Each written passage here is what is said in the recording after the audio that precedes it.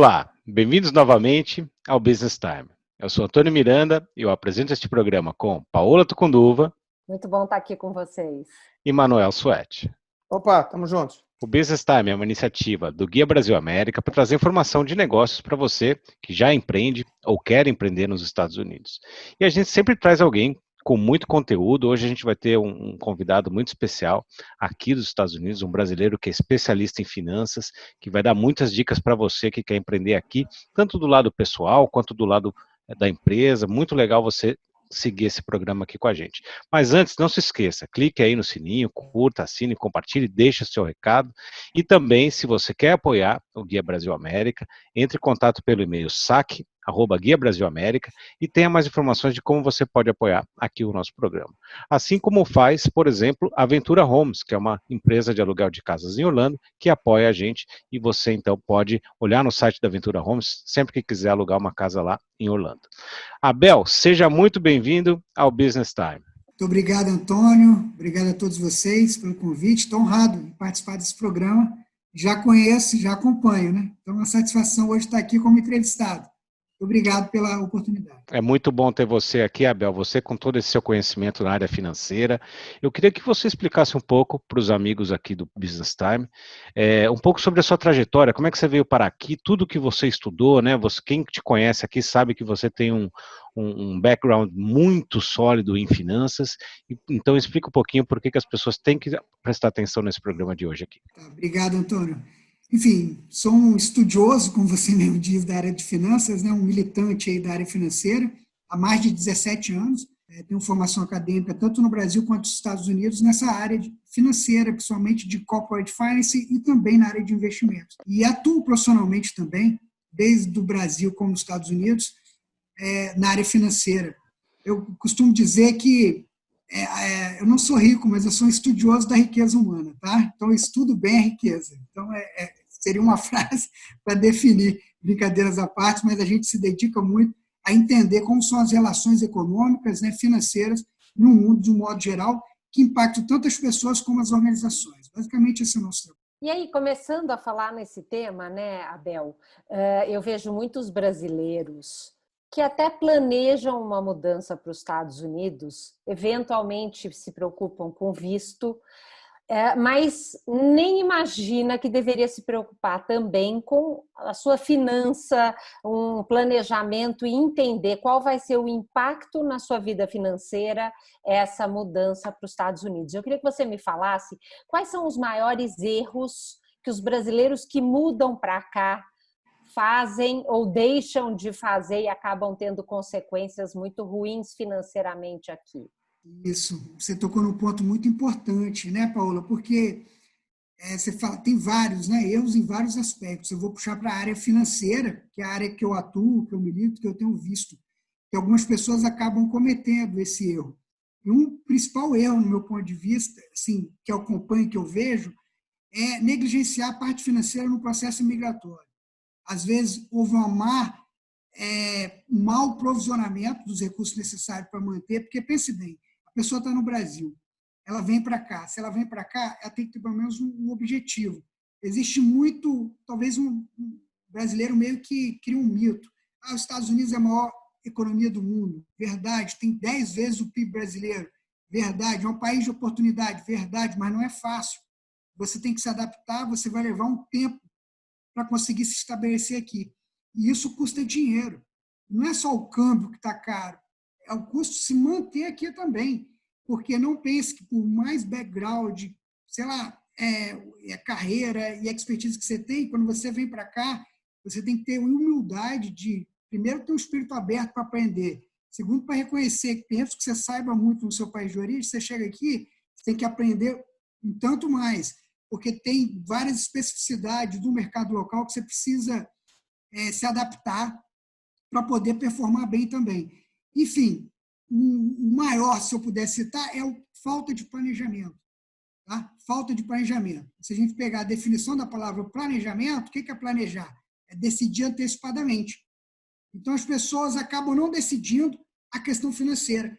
Se preocupam muito com o visto e muitas vezes deixam de avaliar a questão financeira. O visto, é lógico que você precisa ter o visto, mas se você tiver problema financeiro, você não consegue se sustentar aqui nos Estados Unidos. Então, deixa eu ver só se eu entendi, Abel. Isso quer dizer que eu tenho que fazer uma previsão de quanto vai custar a minha vida nos Estados Unidos, uma pesquisa para ter uma ideia, e imaginar que eu vou ficar talvez 1 ano, 2 anos para conseguir começar a ter uma renda fixa aqui, eventualmente conseguir um emprego ou montar. Não vou nem falar em montar negócio, porque às vezes montar negócio pode levar mais do que 1 a 2 anos para você começar a ganhar dinheiro, né? Então seria isso, você prevê esse tempo para viver aqui, mesmo se você não tiver renda nenhuma, é isso? Exatamente, exatamente. E aí vai variar, né? Lógico, vai variar de cenário para cenário, mas eu costumo sempre orientar, seja um cliente, né, um amigo, enfim, até falando igual aqui abertamente com um público amplo, igual de vocês aqui no programa, que você tem que ser conservador. Alguns especialistas sugerem 6 meses. Eu digo mais. Você vai mudar do Brasil para os Estados Unidos, cara, traga uma grana, pelo menos de 1 ano de aluguel. 1 ano de aluguel. Tá? Provisione esse valor, coloca numa save account ou aplica em alguma aplicação financeira de liquidez imediata, no Money Market, alguma coisa que você pode retirar o dinheiro no momento que você puder. Isso tipo assim, você pode estar tendo excesso de zelo? Sim, é verdade, porque muitas vezes recurso disponível não tem um bom rendimento, né? Mas é preferível ter um excesso de zelo, porque quando você está mudando, muitas vezes você vem com a família, né? Então você está colocando em risco o futuro, sei lá, da sua esposa, dos seus filhos. Então é algo muito sério. Uma mudança de vida tem que ser muito bem pensada. E eu acho que o conservadorismo é uma premissa que deve ser presente no seu processo migratório. Pelo menos eu sempre sugiro, eu sempre incentivo as pessoas a adotarem. E eu adotei isso, né? Na minha própria vida, eu fiz isso. Inclusive, eu posso até dar testemunho próprio, porque eu simplesmente trilhei esse caminho. Eu sempre fui muito conservador.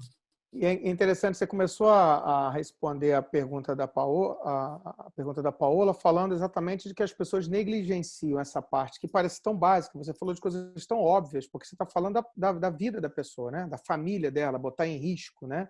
E as pessoas, às vezes, negligenciam isso por uma questão, às vezes, do visto, etc. Eu acho que tem a ver também com falta de assessoramento, quer dizer, ou mau assessoramento. Muitas vezes as pessoas acreditam apenas, a gente costuma dizer muito isso aqui no Business Time e também na atividade de consultoria que eu, Antônio e a Paola também exercemos juntos no International Business Insiders, né? A gente fala exatamente sobre isso, de que é muito fácil vender o caminho fácil para os Estados Unidos, né?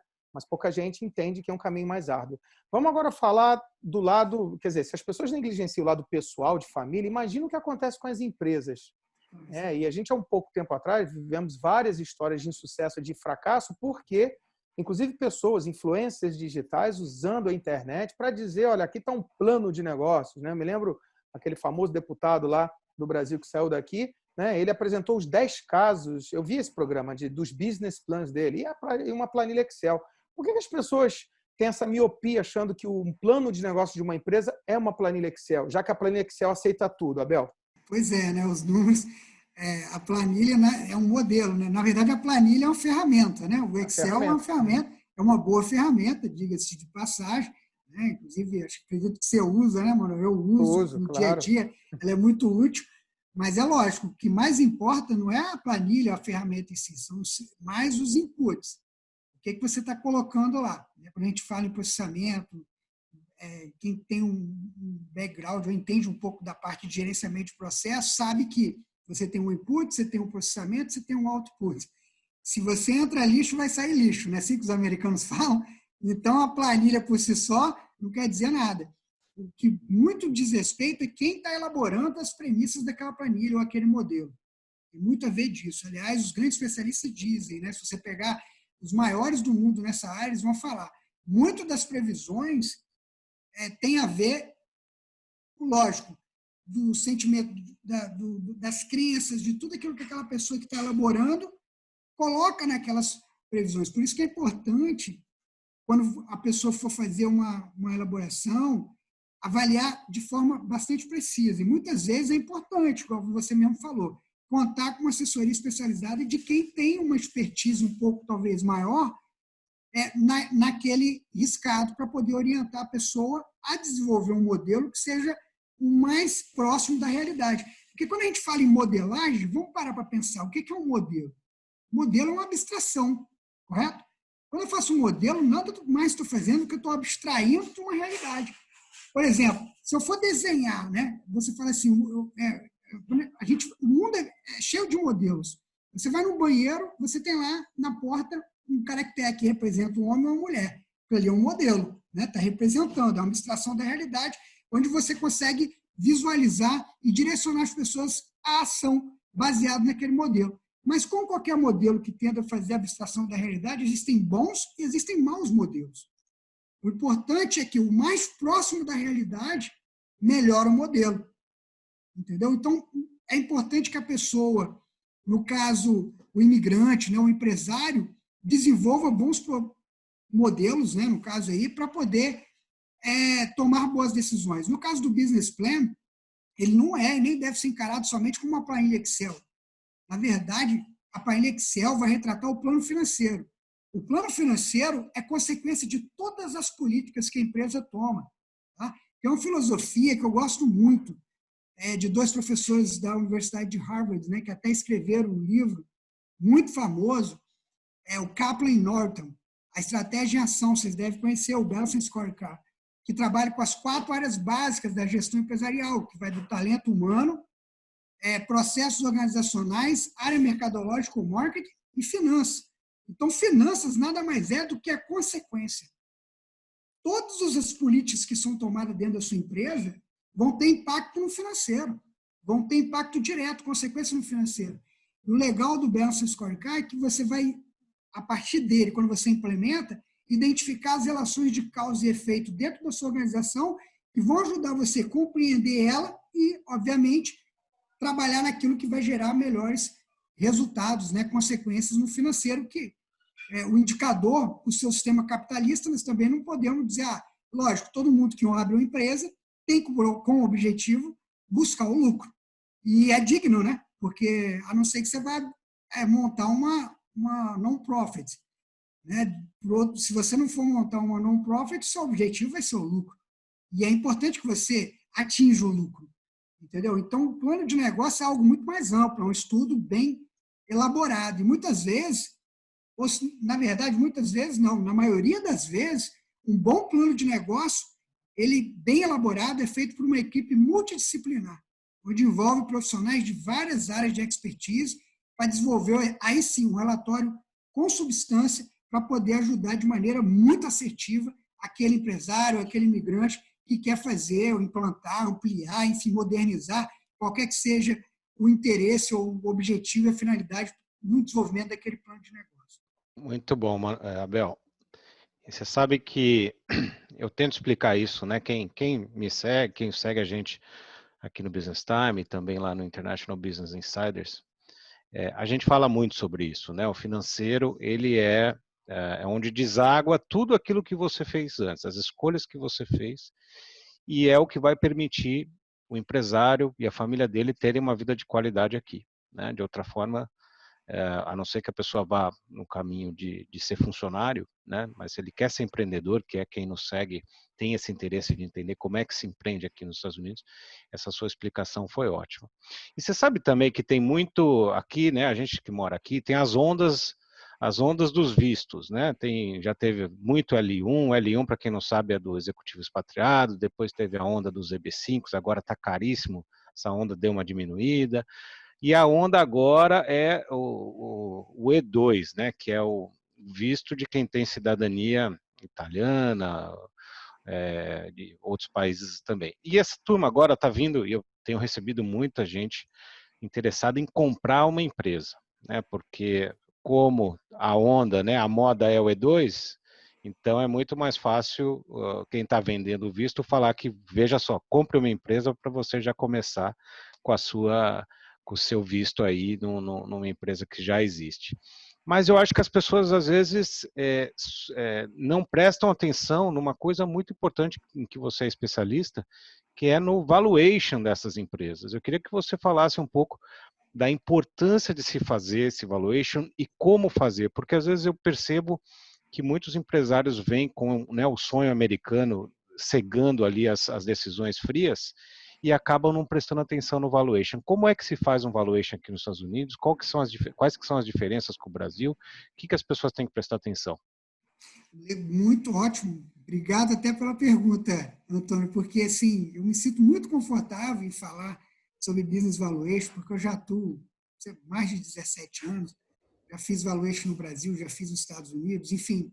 E é uma área que me dá prazer. E quando você faz algo que, né, fala algo que você gosta, eu me sinto muito assim confortável. O business valuation, ele é muito importante quando você for comprar, não só para determinar qual o valor, mas para você avaliar vários aspectos do negócio. Eu costumo dizer, inclusive, que o business valuation serve para ajudar na implantação da sua estratégia empresarial. E tenho, inclusive, indicado o business valuation mesmo para os empresários que têm o seu próprio negócio e que nem pensam muitas vezes em vender, tá? Simplesmente como estratégia, como elemento para avaliar a performance na tomada de decisão empresarial. Porque, pense bem, o lucro é um indicador importante? Concorda? Você tem que ser lucrativo. Mas uma empresa lucrativa pode quebrar? Pode, conheço vários. Assim, eu dou um treinamento que eu mostro matematicamente que a empresa dando lucro, tá? Tem um case que eu chamo Tavares Parafusos, o nome da empresa. Ela está dando lucro, ela dobrou as vendas em 3 meses, margem de lucro líquida de 20%, tá? Uma empresa com uma ótima estabilidade, zero de inadimplência e pré-falimentar. Pré-falimentar. Se não fizer nenhuma mudança na tomada de decisão e direção estratégica, ela vai falir. Tá? Então, tem vários exemplos de empresas, porque o lucro é importante. É lógico, se minha empresa não for lucrativa, eu também vou fracassar, evidente. Mas é um indicador. Existem outros indicadores que conjuntamente chegam para a gente, que nos dão, né, um direcionamento para a gente diagnosticar com precisão a saúde financeira de um determinado negócio. Quando você faz a avaliação, é muito direto, é straightforward. Vamos supor que eu fiz a avaliação da sua empresa no início do ano e nós apuramos um valor de $1 milhão. Se a gente fizer uma avaliação periódica, daqui 6 meses fizer uma avaliação de novo, essa avaliação caiu para $900 mil. Você destruiu $100 mil de valor na sua empresa. Ah, mas eu tive lucro. Mas você destruiu, cara, $100 mil de valor. E se você, o contrário, aumentou de 1 milhão para 1 milhão e 100, você agregou valor. Você agregou 10% mais nesse período, está entendendo? Então, eu adoro o valuation, não só como métrica, obviamente, para ajudar numa transação, né, no M&A, enfim, numa cisão, numa separação, numa venda, que é, aliás, um dos maiores objetivos que a pessoa, às vezes, contrata ou quer desenvolver esse tipo de serviço, quando ele precisa, ou vai comprar, ou vai vender, né, ou vai separar uma sociedade, enfim, aí faz esse tipo de estudo. Mas eu também sou adepto que as pessoas devem usar o business valuation como um elemento para ajudar a administrar o negócio, no que diz respeito à direção. Não ficar fazendo, não precisa fazer todo mês, nem trimestralmente, uma vez por ano, 2 vezes por ano, mas se tiver um período pré-estabelecido e você for comparando, vai te ajudar. Uma estatística também que eu gosto muito de falar é que 98%, cara, 98% dos small business owners aqui nos Estados Unidos não avaliam o seu negócio. Não sabe o valor da sua empresa. Não sabe. E para quem está vindo do Brasil e quer comprar uma empresa aqui, tem que saber o valor justo. Evidente, o fair value é importante. Porque senão, de 2 uma, você vai pagar mais por algo, você vai ter mais dificuldade para recuperar seu capital e lembre de todos os desafios. E quantos casos que a gente vê de brasileiros que às vezes estão no âmbito de ele precisa investir para cumprir com as prerrogativas do visto. E aí ele negligencia a parte da avaliação, cara. Ele paga mais caro porque ele tem que comprovar, entre aspas, os requerimentos do visto. E aí, ok, consegue o visto, mas está com um negócio que muitas vezes não gera o retorno adequado para ele. Porque tem vários exemplos. E outra coisa também, tente fazer um valuation bem apurado e o processo de avaliação envolve também o due diligence, que é uma avaliação precisa dos livros. Eu já vi casos que é lamentável, tá? É lamentável, mas eu já vi casos de negligenciar na questão da avaliação o seguinte: foi feita uma avaliação pelo vendedor, foi apresentado os números, o comprador acreditou, viu os números, estava tudo ok, declarado, bonitinho, ele comprou aquela empresa. Passou um tempo, aqueles números que tinham sido apresentados nunca se materializaram. Nunca se materializaram. Em determinado momento, tinha passado já coisa de anos, essa pessoa chegou até a mim, veio me questionar e tal. Aí eu fui ver o laudo, avaliei as métricas, mas houve um erro que fez com que ele pagasse muito mais do que valia a empresa. Ele só avaliou o último ano. De fato, o último ano, essa empresa faturou tudo aquilo que havia sido falado pelo antigo proprietário. Só que ele não olhou os anos anteriores. Ele ia ver que houve um crescimento que era totalmente desproporcional. Resultado, para resumir a conversa do seu objetivo, o vendedor simplesmente tinha uma loja online, um e-commerce. Ele carregou todo o faturamento naquela unidade, que ele vendeu uma unidade. Olha só, de fato ele faturou. Quando ele vendeu, o que ele fez? As vendas online ele tirou de lá. Então, o cara achou que estava pagando por um faturamento de, sei lá, $1 milhão, e não era 1 milhão, cara. Era, sei lá, 600 mil, cerca de 40% a menos. Ele simplesmente tirou. E o cara ficou com aquilo, assinou, quer dizer, entrou em justiça e tudo, mas é complicado porque, né, foi feito, tipo assim, mas houve o que aí? Negligência. Houve a negligência na avaliação. Exatamente. E uma coisa que é ainda mais complicado quando você atrela o visto à empresa é que se você fechar a empresa ou se desfazer da empresa, seu visto também encerra. Então, a pessoa se vê obrigada a manter uma empresa no prejuízo durante anos, porque senão ela acaba colocando em risco o visto dela. Então, acho que esse é um ponto. E, às vezes, parte do valuation é uma previsão de futuro. E o futuro, vamos dizer, aceita tudo. Se você não fizer uma boa análise do passado e daquilo que estão projetando para o futuro, para ver se realmente aquilo faz sentido, podem te vender uma coisa que nunca vai acontecer, né? E aí que vem um desafio que eu acho que é um dos grandes problemas. Eu ia falar um pouquinho, Abel, sobre orçamento.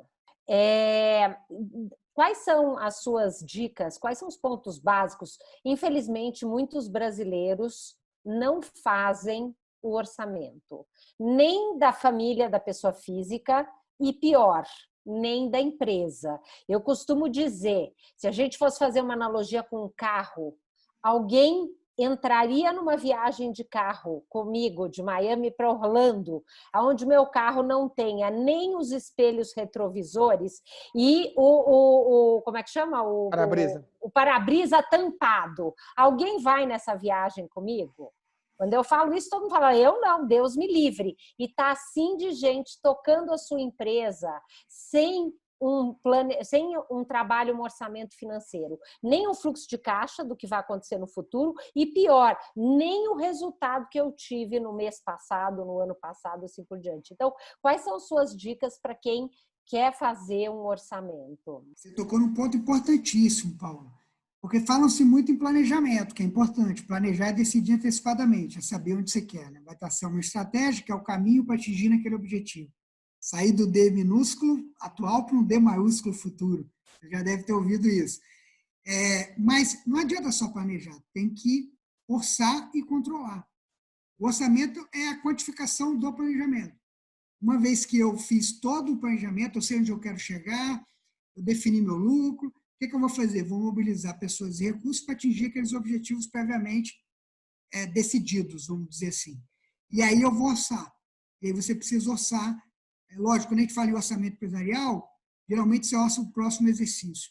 Né? Você pega os últimos meses do ano, vamos pegar aí a partir de outubro, novembro, e você vai fazer. E existem várias maneiras de você fazer isso. Né? Pode ser de top-down, a administração define, pode ser o bottom-up, depende, né, de como a característica, a cultura de cada organização, de como vai ser feito esse processo. Mas é importante que seja feito, porque uma vez que você orça, primeiro que você já está definindo antes, né, os recursos, já vai estar dimensionando essa projeção do fluxo de caixa, ela é importantíssima, porque grandes problemas empresariais de sucesso que a gente vê, descasamento do cash flow, a pessoa simplesmente pega, falando uma linguagem bem coloquial, de calça curta, e não tem alternativas para fazer a reposição do caixa necessário. Pode ser uma linha de crédito, pode ser um aporte de capital, né, que pode ser um empréstimo ponte, enfim, tem várias alternativas.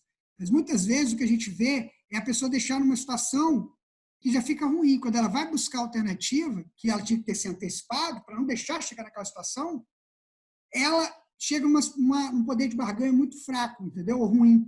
Porque ela já chega numa situação debilitada, eu diria. E aí vai pagar juro mais caro, vai ter condições de empréstimo, se for o caso, pior. Então, é importante avaliar de forma antecipada e fazer o orçamento preciso, né? Que o orçamento é um instrumento também de controle, tá? Porque, como eu costumo dizer que planejamento, orçamento e controle, eles têm de andar de mãos dadas, os três. Eu tenho de planejar, eu tenho que saber onde eu quero. Qual que é o lucro? Eu planejo um lucro de $100 mil, por exemplo, na minha empresa no próximo ano. Beleza. Vou vender 1 milhão, meu net income margin tem 10% de margem líquida. E aí eu vou mobilizar pessoas e recursos para atingir esse objetivo. Mas eu tenho que fazer um monitoramento. O acompanhamento que seja trimestral, que seja mensal, que seja semestral, vai depender da característica e do ciclo de caixa de cada negócio. Do tempo que os ativos se transformam em dinheiro. Cada empresa tem um ciclo de caixa diferente, né? Tem empresas que o ciclo de caixa é mais longo, tem empresas que o ciclo de caixa é mais curto. Dependendo da característica do seu business, você vai ter que ter um período de acompanhamento maior ou menor. Aí é relativo, mas tem que ser feito sim. E o orçamento é importantíssimo. Existem várias técnicas, né, de orçamentação. Podemos citar algumas, né? O orçamento base zero para uma empresa, por exemplo, que já está estabelecida, que foi inclusive implantado no Brasil. Quem tem experiência, por exemplo, a Ambev foi uma das percussoras no Brasil para implantar o orçamento de base zero, né? Que você meio que você quer reavaliar tudo aquilo que está de despesas, centros de despesas, né? De responsabilidade dentro da empresa, para poder, obviamente, otimizar os custos. Mas quando a gente fala num contexto de planejamento, que é, por exemplo, o imigrante, ele tem que procurar o máximo possível orçar dentro de parâmetros. E é um desafio, porque pense bem, a pessoa está no Brasil, é diferente. Quantos casos de empresas brasileiras que vieram para cá e tentaram montar o seu modelo aqui e muitas vezes erraram por quê? Mau dimensionamento. Estimaram uma demanda que não atingiu aquela demanda esperada. Porque o orçamento ele é crucial. Se eu orço que eu vou ter uma demanda de $1 milhão, eu vou dimensionar a minha empresa para $1 milhão, concorda? Mas se a minha demanda for 500 mil, lascou, porque eu já superdimensionei minha estrutura. E isso tem um custo enorme. Então, você tem que balizar. É lógico, gente, que por mais planejamento que a gente faça, estudo, equipe, sempre vai existir um risco, tá, gente? O risco é inerente a qualquer atividade empresarial. Não é a garantia de sucesso, mesmo você planejando, mesmo você... Mas qual que é a vantagem? Você minimiza o risco. Com isso, a probabilidade de você ser bem-sucedido aumenta. Então, se existem ferramentas disponíveis, por que não usá-las, né? Por que não usá-las? Por que não? Se existe, vamos usar, né? É óbvio, vale a pena. E tudo recai na questão, de novo, né, do capital humano, né, quer dizer, da pessoa correta que está te assessorando. Né? A gente já discutiu várias vezes aqui o fato da miopia, às vezes, do empresário brasileiro empreendedor, que, às vezes, negligencia essa importância. E, como você falou, um dos últimos programas que a gente fez, o pessoal pode conferir lá, falando do case da ClearSale, ele falava exatamente isso. Não pode ser superdimensionamento da demanda, né? As pessoas geralmente acham que vão vender muito mais, a gente já falou vários programas sobre isso, mas, por outro lado, também pode ser subdimensionamento de despesa. Ele, por exemplo, estava dando o exemplo de o quanto o custo de marketing digital é muito maior, por exemplo, do que o do Brasil. Se ele usar o do Brasil como referência, né, perdeu aí todo o orçamento. Então, assim, o Abel, até antes dessa pandemia, a gente tinha um movimento muito grande, acho que vai retomar aqui, de investimento, né, de startups. Né? Muito brasileiro quer vir para cá com a sua ideia, e às vezes um negócio grande lá, aqui é uma startup. E existe uma diferença básica, você que já navegou aí por economia real, grandes empresas, fez valuation de grandes empresas. Quando a gente olha para a startup, é diferente. A Paula citou um pouco sobre isso. A gente tem não tem passivo, a gente não olha para trás. A gente está olhando para frente. Né? Então, as startups, Eu mesmo já participei de eventos, né? Eu tenho, né, invisto em startup, tenho uma startup, e eu coloquei já esse caso em algumas das minhas palestras de que eu, né, me motivei muito a dar importância sobre isso quando eu vi uma menina literalmente empacotando o vento, né, e vendendo aquele case, e vendendo quanto que as pessoas podiam comprar o vento empacotado, e levantou lá $1 milhão de uma venture capital. Mas, enfim, por que existe... Quer dizer, o valuation de uma startup é diferente de um negócio já existente aqui. Você pode abordar um pouco essa diferença básica e por que a gente vê esse fluxo de capitais tão intenso, né, em startups, né, e muitos deles, às vezes, até capital de risco, como as venture capital, que perdem, etc. Qual é a dica para aquele brasileiro investidor, às vezes capitalizado, que quer talvez diversificar e investir numa startup? O que ele deve chamar a atenção olhando, por exemplo, para a questão do valuation? Sim, muito boa pergunta, Manuel. Veja bem, em relação, quando você fala o valuation, existem algumas metodologias, né, de avaliação de empresas. O income approach, market approach, asset approach, existem alguns que são tradicionais. Isso, inclusive, a área de avaliação de negócio é regulada aqui nos Estados Unidos, tem que seguir alguns parâmetros, né, da associação dos CPAs aqui dos Estados Unidos e também é uma instituição que regula os avaliadores, né? Onde que você tem que seguir determinados padrões, como tudo aqui nos Estados Unidos, a licença, etc. A avaliação de uma startup, de uma empresa já estabelecida, eu diria, em termos de metodologia, não é que é diferente. A diferença é que realmente isso. Quando você tem uma empresa que é uma startup, você não tem nenhum parâmetro histórico. Muitas vezes, você está falando de empresas de cunho de inovação tecnológica. Porque, por exemplo, se for fazer uma startup, uma empresa que é uma pizzaria, cara, não, você está entendendo o que eu estou querendo dizer? Não é toda startup. Nós estamos referindo a uma startup de cunho tecnológico, um app, né, um website, sei lá, algum produto disruptivo, alguma tecnologia nova, algo que pode mudar até padrão de indústria. Aí os parâmetros são diferentes. São diferentes. E muitas vezes, por incrível que pareça, a avaliação não está simplesmente a métrica que a gente diz, o direcionador de valor, né? O cost driver, o value driver, ele não está na geração de caixa. O método mais, eu diria assim, eu gosto muito, os maiores profissionais dessa área, um que eu respeito muito, é o professor Damodaran, da Universidade de Nova York, que é considerado a maior autoridade na área de business valuation no mundo, é o discount cash flow, que é o fluxo de caixa descontado. Eu, particularmente, sempre, todo laudo que eu elaboro, eu utilizo essa metodologia. Não só ela, eu utilizo outras também. Mas existem múltiplos, né? Existem várias metodologias que você pode usar para chegar ao valor de uma determinada empresa ou negócio. No que diz respeito às startups, muitas vezes, o que vai determinar é qual o direcionador de valor que aquele grupo, que aquele venture capital, que aquela instituição financeira está visualizando para definir o valor. Quando eu falo em valor também, cara, você vê como que é muito relativo essa questão e varia muito. Por que às vezes tem ágios? Já viu leilões? Quando tem leilão de venda de ativo público, que eles colocam leilão e vários grupos pagam,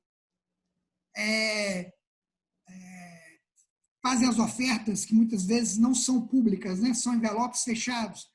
Você só vai descobrir na hora que é aberto, que os envelopes são abertos. E tem um caso emblemático, não tem a ver com startup, mas me veio à mente, eu vou compartilhar com vocês, e foi na época da privatização do antigo Banespa, vocês lembram? Que o Itaú, o Bradesco, eram os dois potenciais compradores do Banespa, o Banco de São Paulo, né? Mas quem acabou comprando foi o Santander. O Santander, o Itaú te oferecia cerca de 1,9 bilhões. Na época, isso tem tempo, tá, gente? O Bradesco, 2,1, se eu não me engano. E o Itaú também. O Itaú ficou nessa faixa aí. O Santander pagou mais de 7. Na época foi o maior estudo. Você pode pesquisar na internet, você vai ver papers acadêmicos, as pessoas discutindo por que o Itaú pagou, o Santander pagou um ágio tão alto. Porque a avaliação deles não estava só na questão do cash flow, do modelo financeiro. Existia uma questão estratégica. porque o mercado brasileiro se mostrou, naquela época ainda não, mas já demonstrava sinais de alta concentração. Se você não tivesse uma presença muito forte, você não ia conseguir competir naquele mercado. Então, eles simplesmente foram para não perder o negócio. Entendeu? Foram para não perder o negócio. Então, existem outros elementos que não só a questão financeira. Então, nas startups, muitas vezes, o indicador é outro. Então, você vai ver a avaliação de startup que vai avaliar engajamento, entendeu? E vai avaliar outros drivers que não é a geração de caixa, que não é o lucro. Porque se for avaliar sobre esse aspecto, não tem valor nenhum. Você entendeu? Determinados negócios. Não tem valor nenhum, mas você vai ver que vale bilhões. Por quê? Porque a métrica de avaliação é diferente. Os indicadores são diferentes. Os drivers de avaliação são outros. É lógico que ninguém vai botar dinheiro pensando em não perder. Mas muitas vezes esse capitalista está visualizando em ampliar a base para depois, no futuro, conseguir retornar. Ok? E, Abel, tem né, a gente está chegando no final desse programa já, e a gente valoriza muito quem compartilha o que aprendeu aqui, que foi o que você fez no seu livro, né? Mostra o seu livro, por gentileza. Aqui, ó. Money, né? Planejamento financeiro para imigrantes. Para imigrantes. Eu tenho certeza que aí tem muita coisa que eu deveria saber antes de ter começado a minha vida aqui. Assim como o Manuel, todo mundo, a gente muda para cá e é tudo tão diferente, principalmente na área de finanças, que a gente, como diz a Paula, a gente se sente uma criança aqui, né? Por que você resolveu escrever esse livro e quais são os principais aprendizados, os erros comuns dos brasileiros que você colocou aí no seu livro? Então, foi o objetivo único e exclusivamente, sem demagogia, ajudar. Eu vim para cá e cometi muitos erros também, né? Eu vim professor universitário, formação acadêmica boa, fazendo mestrado nos Estados Unidos, falava assim, caramba, né, tudo... Não, e quebrei a cara, tive problema.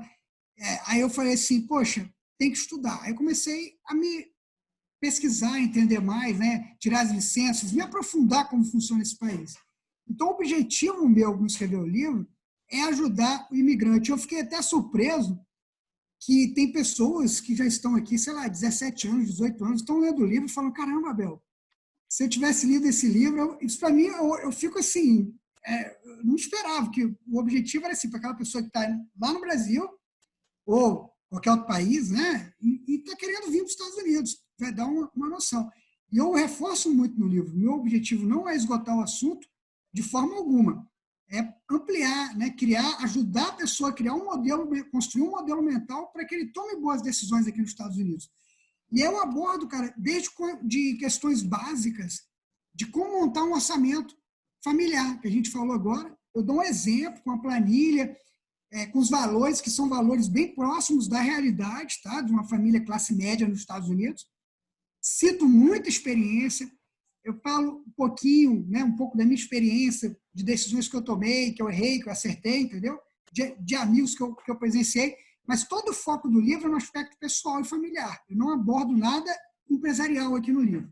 Só, talvez um outro, quem sabe, no futuro. Mas esse aqui é só a parte pessoal. E aí, questões básicas, por exemplo, eu compro o meu carro ou eu faço o leasing? Né? Eu compro à vista ou eu faço um financiamento? O crédito, como funciona o crédito? Aí eu conto o meu caso, que logo que eu cheguei aqui, tirei o meu Social Security, fui todo animadinho lá na loja da Macy's, aí a mulher, no caixa, né, no check-out é comum aqui, o senhor não quer aplicar para o cartão de crédito? Eu tinha acabado de tirar meu Social Security, todo feliz, eu falei assim, claro, quero, vamos aplicar. Aí a mulher, I'm sorry, eu fui negado. Aí eu falei assim, caramba, fui negado. Eu fiquei chateado, sinceramente. Falei, por quê? Eu tinha tantos cartões no Brasil, tipo assim, Black, Infinity e tal. Eu falei assim, por que eu fui negado num cartão de crédito de uma loja de departamento? Aquilo eu fiquei inconsolável.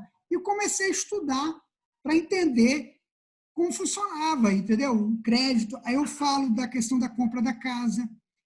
Eu ensino aqui a pessoa a fazer o diagnóstico da sua situação financeira.